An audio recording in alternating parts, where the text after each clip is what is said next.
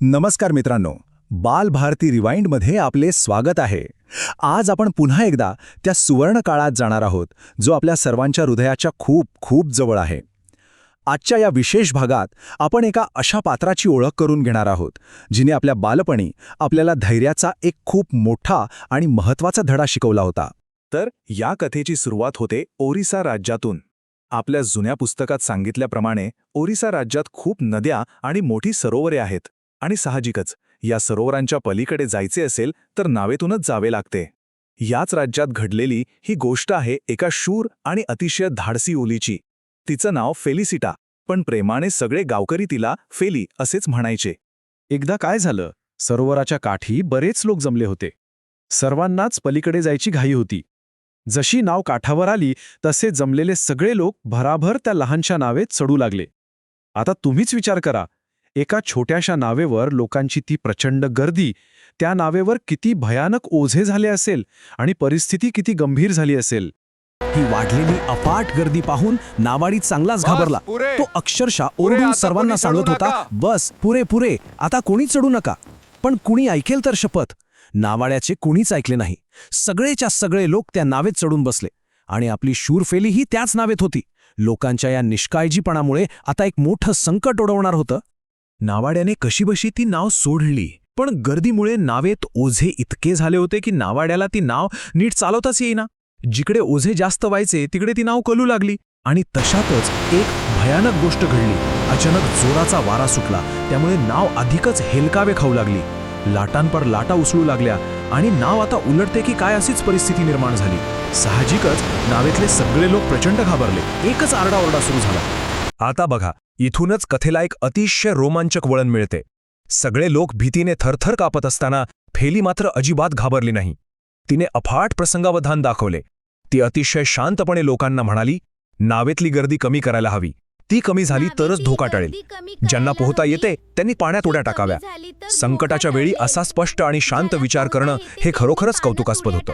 पण झालं काय, एकीकडे मोठी माणसे त्या हेलकावे खाणाऱ्या नावेत तसेच घाबरून सुन्न होऊन बसून राहिले. कोणीही पाण्यात उडी मारायचं धाडस केलं नाही. आणि तशातच जोराच्या वाऱ्याने नाव एका बाजूला एकदम कलली आणि त्या धक्क्याने एक माणूस थेट खाली पाण्यात पडला. तो गटांगळा खाऊ लागला. हे पाहताच फेलीने क्षणाचाही विचार न करता स्वतः त्या उसळत्या पाण्यात उडी घेतली. पाण्यात पडल्यावर फेलीची अफाट चपळाई दिसून आली. तिला तिथे एक लाकडाचा ओंडका जवळून वाहत चाललेला दिसला. तिने अत्यंत चपळाईने हात मारून तो ओंडका पकडला आणि अगदी जलद गतीने पोहत ती त्या बुडणाऱ्या माणसाकडे गेली. तिने तो ओंडका त्या माणसाच्या हाती दिला. ओंडक्याचा आधार मिळताच त्या माणसाला थोडा धीर आला आणि तो पाण्यावर तरंगू लागला. पण मित्रांनो, थरार इथेच संपत नाही. त्या माणसाला वाचवल्यावर एवढ्यात आणखी एक भयानक घटना घडली. आणखी एक लहान मुलगा त्या नावेतून पाण्यात पडला. तोही गटांगळ्या खाताना फेलीला दिसला. परिस्थिती आता अत्यंत नाजूक आणि भीतीदायक होती. एकाच वेळी 2 जीव धोक्यात होते. झपाझप हात मारत फेली लगेच त्या मुलापाशी पोचली. तिने त्याला घट्ट पकडले. आपल्या एका हाताचा आधार देऊन तिने त्यालाही त्या ओंडक्याजवळ आणले. त्या लाकडाच्या आधाराने ते दोघंही कसेबसे पाण्यावर तरंगू लागले. पण फेलीच्या लक्षात आले की या दोघांनाही अजिबात पोहता येत नव्हते. त्यांना काठावर नेण्यासाठी आता बाहेरच्या मदतीची गरज होती. फेली आता खूप दमली होती. तिला धड बोलताही येत नव्हते. तरीही तिने सरोवराच्या काठाकडे पाहिले आणि तिथे उभे असलेल्या लोकांची मदत घेण्यासाठी ती झपाझप पोहत काठावर आली. तिने कसेबसे हे सगळे तिथे असलेल्या लोकांना सांगितले. ते ऐकताच काही तरुण लगेच एका होडीत दोर घेऊन मदतीसाठी निघाले. त्यांनी तो दोर ओंडक्याकडे फेकला आणि त्या दोघांनाही ओढून सुरक्षितपणे होडीत घेतले. फेलीच्या या अफाट धाडसामुळेच त्या दोघांचे प्राण वाचले होते. इथून पुढे कथेचा सूर पूर्णपणे बदलतो आणि तो आपल्याला एका वेगळ्याच अभिमानाने भरून टाकतो. फेलीच्या या धाडसाचे सर्वांनाच फार कौतुक वाटले. तिच्या गावच्या लोकांना तर प्रचंड आनंद झाला होता. पण ही गोष्ट फक्त त्या गावापुरती मर्यादित राहिली नाही. तिच्या शौर्याची बातमी वाऱ्यासारखी गावोगाव पसरली आणि तशीच ती थेट देशाची राजधानी नवी दिल्लीलाही पोहोचली.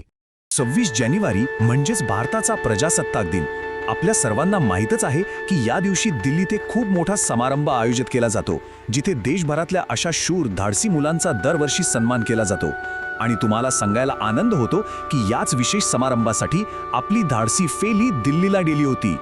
हा तो सर्वात अभिमानाचा क्षण होता. भारताच्या पंतप्रधानांनी स्वतः फेलीची पाठ थोपटली, तिला पदक देऊन तिच्या धाडसाचे आणि अतुलनीय शौर्याचे प्रचंड कौतुक केले. एका छोट्याशा गावातून आलेल्या या शूर मुलीला संपूर्ण देशाने सलाम केला. अशा मुलीचा कोणाला अभिमान वाटणार नाही?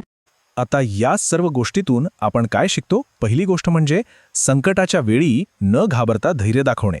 दुसरी गोष्ट, स्वतःचा जीव धोक्यात असतानाही दुसऱ्यांना मदत करण्याची निस्वार्थ भावना.